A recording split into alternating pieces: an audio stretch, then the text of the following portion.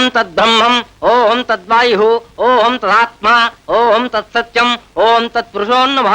అంతఃక్షరతి భూతేషు వాయాహం విష్ణుతిత్వం యజ్ఞశ్చ సత్కారమింధత్వం రుద్రత్వం విష్ణత్వం బ్రహ్మత్వం ప్రజాప్తి త్వం తదా పాపోజ్యోతిర్ సంవృతం బ్రహ్మ భూర్భువస్వరం ఈశాన సర్వవిద్యానాహం ఈశ్వర సర్వభూతానాహం. భజంత్రీలు వాయించండి బాబు. మాంగళ్య ధారణ కానియండి. ఒక్క 10 నిమిషాలు ఆగండి పంతులు గారు, ఆ రావుకారం పోతుంది. రావుకారం పోయి 10 నిమిషాలు అయిందండి. ఈ వాచిలో పోయిందేమో, నా వాచిలో ఇంకా 10 నిమిషాలు ఉంది. మీ వాచీలో ఉందేమో నా వాచీలో లేదండి. ఇంకా అన్ని వాచ్లు చూడండి. ఏమండి మీ వాచిలో టైం ఎంత అయింది? 10 మీదండి? 15 మీదండి? 10 అండి. ఏమ్మా మీ టైం ఎంత? మీరు బంద్ చేయలేదా? డాడీ మీ టైం ఎంత? అయ్యా పంతులు గారు, నేను ఏ వాచి టైం ప్రకారం తాళి కట్టాలి ఇప్పుడు చెప్పండి. అయ్యా అందరూ మామూలుగా నా వాచీ టైం ప్రకారంగా మాంగళ్య ధారణ చేస్తారు. అదెలా కుదురుతుందండి? తాళి కట్టేది నేను, కాపురం చేసేది నేను, దానివల్ల మంచి అయినా చెడైనా అనుభవించేది నేను. నా టైం ప్రకారం తాళి కట్టాను. నా వాచిలో ఇంకా 10 నిమిషాలు టైం ఉంది, అంతవరకు ఆగవలసిందే. అల్లుడు గారు చెప్పింది కూడా బాగానే ఉందండి. దానివల్ల ఏం వచ్చినా భరించేది అల్లుడు గారే కదా. అల్లుడు గారి ఇష్ట ప్రకారం కానివ్వండి. ఏంటి బావగారు, మీరు చెప్పింది కరెక్ట్. బావగారు చెప్పినట్టు కానివ్వండి. పంతులు గారు, ఇంకా రాహుల్ చేతులు మనం ఏం చేయలేవు. ఆ తాళి లేవని కట్టేస్తాను. ఆపండి.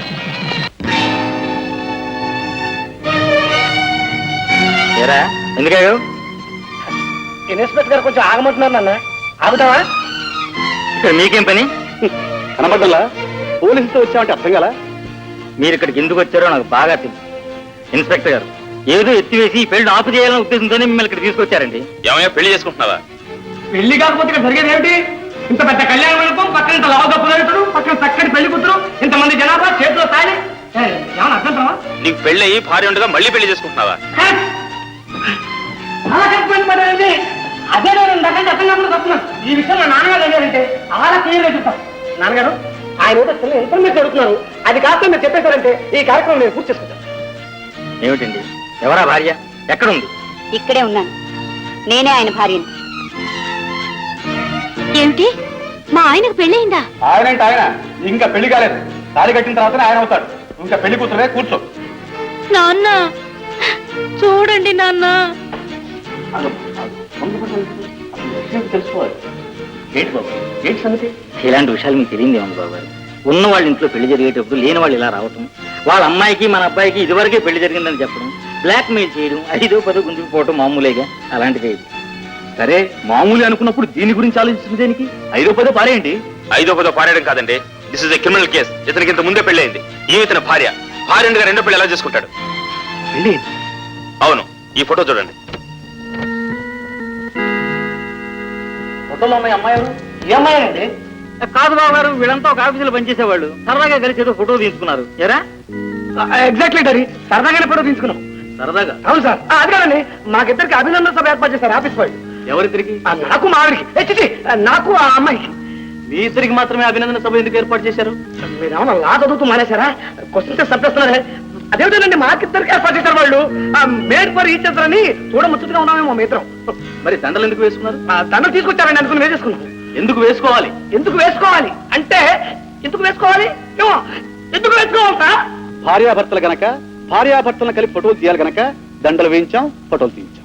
చూసారా, వేయించాం తీయించాం అంటున్నారు. అంటే ఇలా బ్లాక్ మెయిల్ చేయడం కోసం వేయించారు తీయించారనమాట. ఏమిటండి బాబు గారు ఊరికి అలా దబాయిస్తారు? ఫోటోలో కుర్రాడు కనిపిస్తున్నాడు, అమ్మాయి కనిపిస్తుంది, సాక్షాత్కి వచ్చిన పెద్ద మనిషి కనిపిస్తున్నాడు. వీళ్ళంతా సాక్షాత్తు ఫోటో కనిపిస్తుంటే ఏంటి ఏ లేదంటారేంటి? అసలు విషయం ఏంటి? కాదండి బాబు గారు, పెళ్లి కాలేదు, పెటాకులు కాలేదు, ఇందాక అడుగుతూ భార్యాభర్తలు కానే కాదండి బాబు. ఎందుకు మామగారు అలా దబాయిస్తారు? అయినా నేను భార్యాభర్తలు కాకపోతే జనాభా లెక్కలో భార్యాభర్తలుగా మా పేరు ఎందుకుంది? జనాభా లెక్కలోనే? అది ఎక్కడి నుంచి వచ్చింది? ఇదిగో ఎక్కడుందండి ఆ లిస్టు. సార్ సమయానికి వచ్చాను.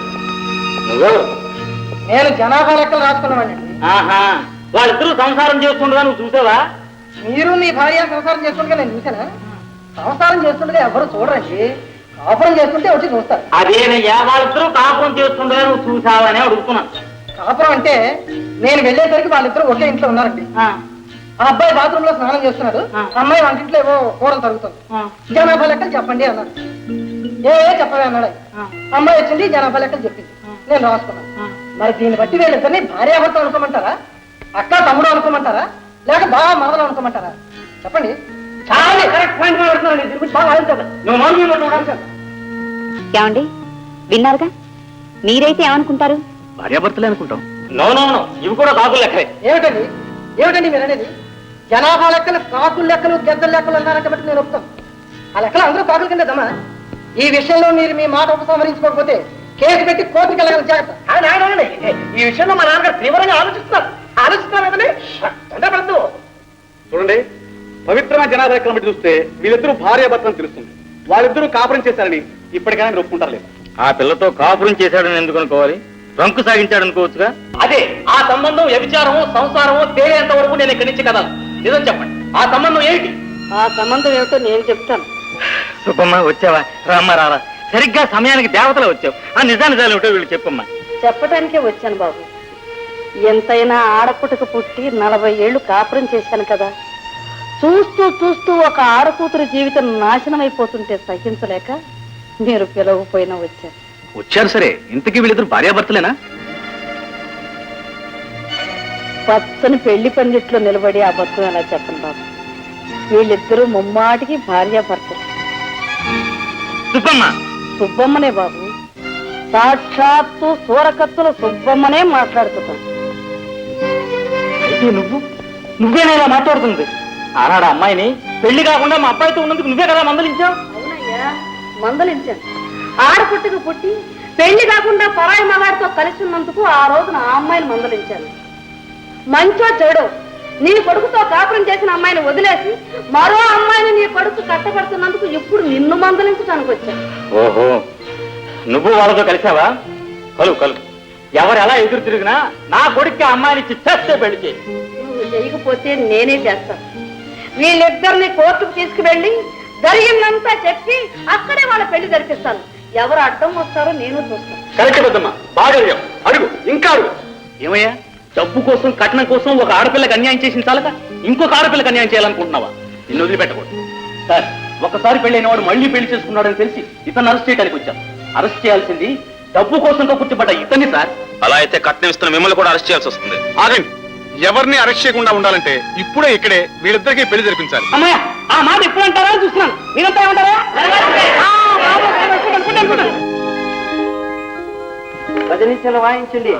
మాంగళ్యం తంతునానేనా మమ జీవన హేతునా కంటే బధ్నామి శుభహే సంజీవన సరదాంతం మాంగళ్య ధారణ శుభమస్తో శుభాంతో.